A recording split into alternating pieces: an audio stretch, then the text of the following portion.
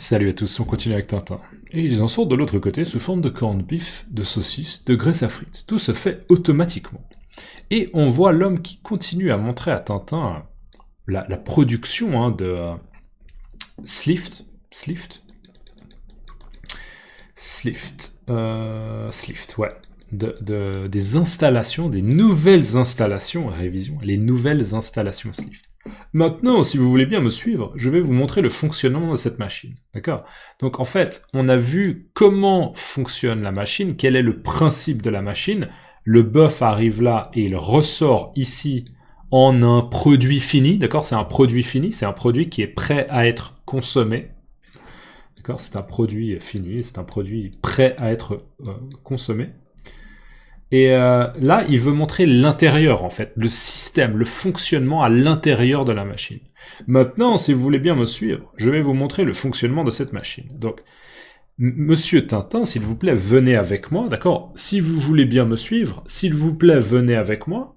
Je vais vous montrer le fonctionnement de cette machine. Donc, comment ça fonctionne à l'intérieur. On va regarder, en fait, le détail de comment fonctionne la machine. Maintenant, si vous voulez bien me suivre, je vais vous montrer le fonctionnement de cette machine. Et on voit qu'il lui montre une échelle. Ça, c'est ce qu'on appelle une échelle. D'accord? Monter à un étage à l'aide d'une échelle. D'accord? Monter. Une échelle. Alors, fin de cette ligne. On passe à la suivante. Alors, là, on voit que Tintin est en train d'observer le fonctionnement, d'accord? Le fonctionnement de la machine. Et ils sont visiblement très intéressés. Hein. Tintin et Milou, ils sont comme ça. Ah ouais, c'est comme ça que ça fonctionne. Ah waouh, d'accord, waouh. Et là, on a le guide de la visite qui dit « Si vous tombiez là-dedans, vous seriez aussitôt broyé par les énormes malaxeurs que vous voyez là, sous vos pieds. » Et Tintin dit « Ce ne serait pas drôle. » Donc, là, l'homme de la visite, l'homme au nœud papillon et aux lunettes de soleil, dit « Si vous tombiez là-dedans. » Donc, si vous tombiez, c'est ce qu'on appelle tombier, là, c'est de l'imparfait.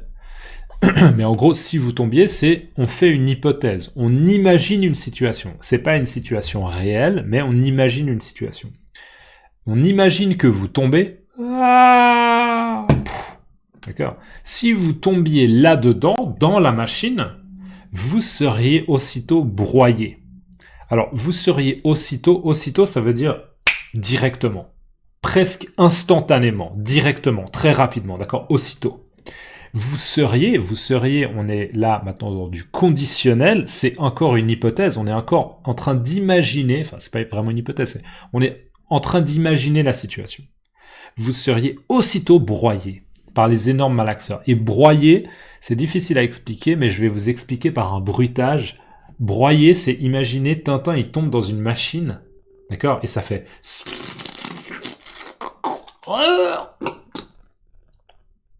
Et il est mort, d'accord, il est complètement broyé, d'accord. Broyer, comment expliquer broyer? C'est un peu écraser, décomposer quelque chose en l'écrasant dans tous les sens, en fait, broyer. Ouais. De la même manière que... on va voir. Broyer, réduire en petits morceaux ou en poudre, en pressant ou en écrasant. Ouais. Il faut broyer les noix avant de les ajouter à la recette. Ouais, les noix, par exemple, pour une recette, vous avez des noix entières et vous les broyez pour que ça devienne une pâte, une sorte de pâte. D'accord? Broyer. Imaginez une soupe, vous avez une soupe et vous voulez manger votre soupe, mais il y a encore des morceaux de carottes, il y a des grands morceaux de carottes et vous la broyez. C'est ce qu'on appelle un broyeur, d'accord? Ok, broyer. Si vous tombiez là-dedans, vous seriez aussitôt broyé par les énormes malaxeurs. Alors, malaxeurs, là, moi je le comprends comme probablement des espèces de roues comme ça qui malaxent, d'accord? Ou bien peut-être des lames, d'accord? Des lames de couteau qui coupent, d'accord? Qui malaxent. Que vous voyez là sous vos pieds. Donc ça veut dire que Tintin, là, il est ici, il est penché, il regarde, d'accord? Il est penché, il regarde. il est penché contre la barrière, il y a une petite barrière là, Milou aussi d'ailleurs, ça c'est la barrière, et il voit justement les malaxeurs qui broient. Alors il broie quoi? D'accord, il broie du verbe broyer, hein. Il broie quoi? En fait des vaches, parce qu'on a vu que c'était des vaches qui rentraient, d'accord, des bœufs. Et Tintin il dit oui, ce ne serait pas drôle. Donc ce ne serait, encore une fois, c'est du conditionnel. On est en train d'imaginer une situation. Et donc la situation où Tintin tombe dans la machine, c'est une situation pas drôle, d'accord? C'est pas drôle parce que Tintin probablement il est broyé directement, il est broyé aussitôt, révision, il est broyé aussitôt et du coup il meurt. Ok? Donc Tintin se permet un commentaire et dit « Je n'ai pas envie de tomber là-dedans, d'accord? Ce serait pas drôle. Si vous tombiez là-dedans, vous seriez aussitôt broyé par les énormes malaxeurs que vous voyez là, sous vos pieds. Ce ne serait pas drôle. » Et là, que se passe-t-il? Le drame. Regardez là, si on zoome un peu, il faut croire, d'accord? Il faut croire. Ça veut dire, je fais l'hypothèse que l'homme là a peut-être appuyé sur un bouton. Il a appuyé sur un petit bouton caché. Ok?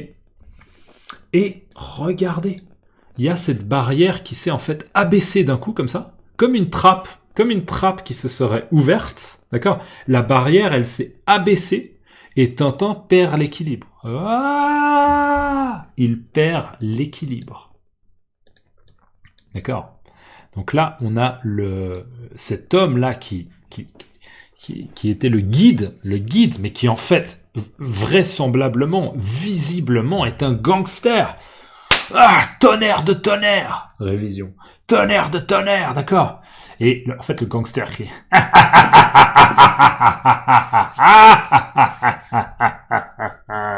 D'accord? C'est un homme vilain, c'est un méchant, d'accord? Il est vil. Il a des mauvaises intentions. En fait, son but, c'était de tuer Tintin et même Milou. Donc on voit Tintin et Milou qui tombent à l'intérieur de cette machine et on se souvient que cette machine, elle utilise des malaxeurs. Il y a un broyeur. Que va-t-il se passer? C'est terrible. Ah, ah, ah, ah, ah. Ah. Et donc là, on entend...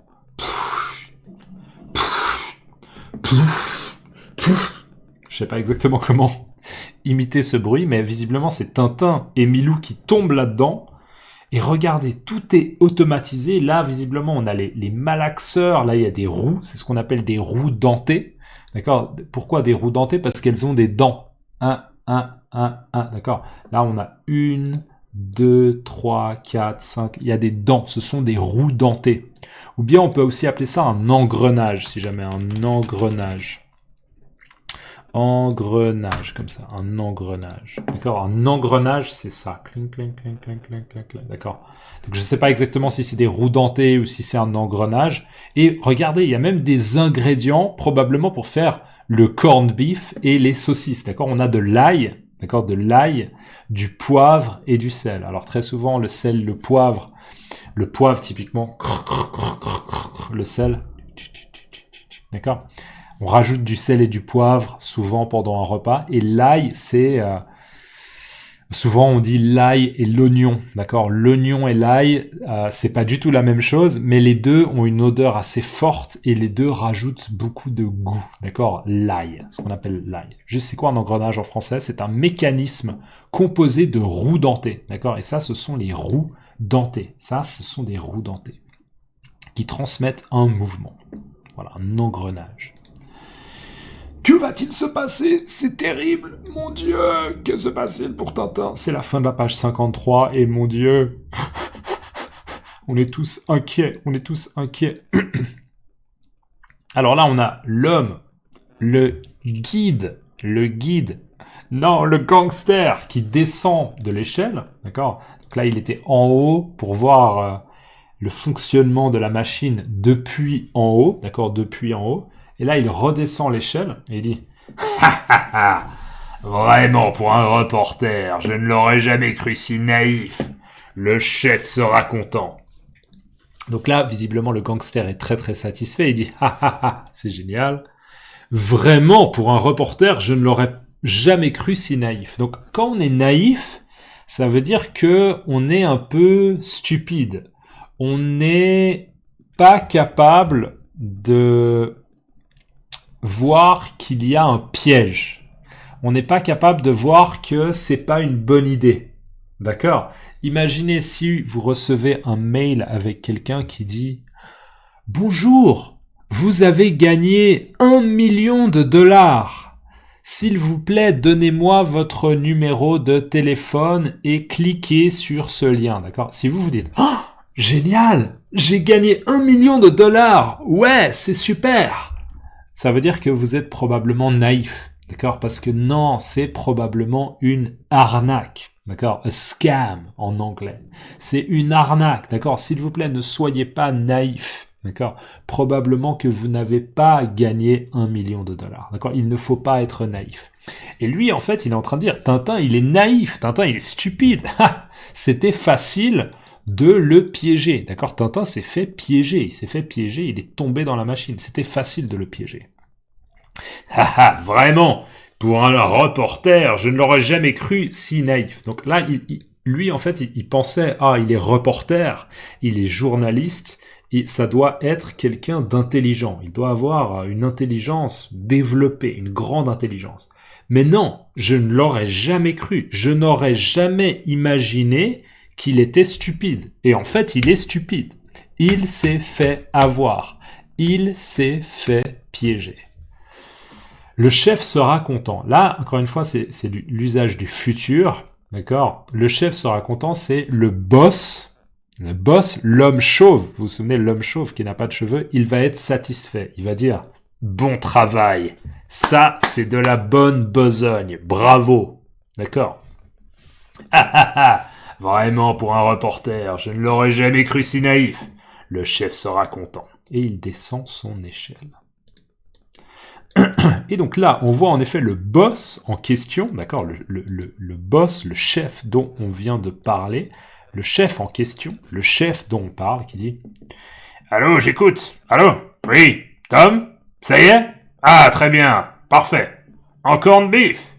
Tu es un type épatant. Quoi? 5 000 dollars? D'accord, tu les auras. » Alors ça, je vais vous l'expliquer dans la prochaine vidéo. Mais on voit visiblement que le chef, l'homme chauve, le chef est très très satisfait.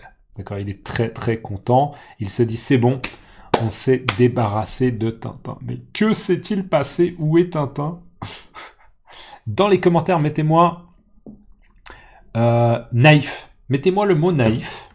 Ok, naïf dans les commentaires. Naïf, naïf. Et dites-moi dans votre langue comment on dit naïf.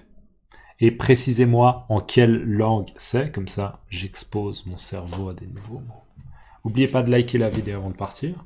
Et si vous voulez soutenir mon projet, n'oubliez pas Ko-fi et Patreon. Pour moi, c'est absolument génial. Si vous pouvez me soutenir de manière mensuelle, régulièrement, c'est vraiment formidable.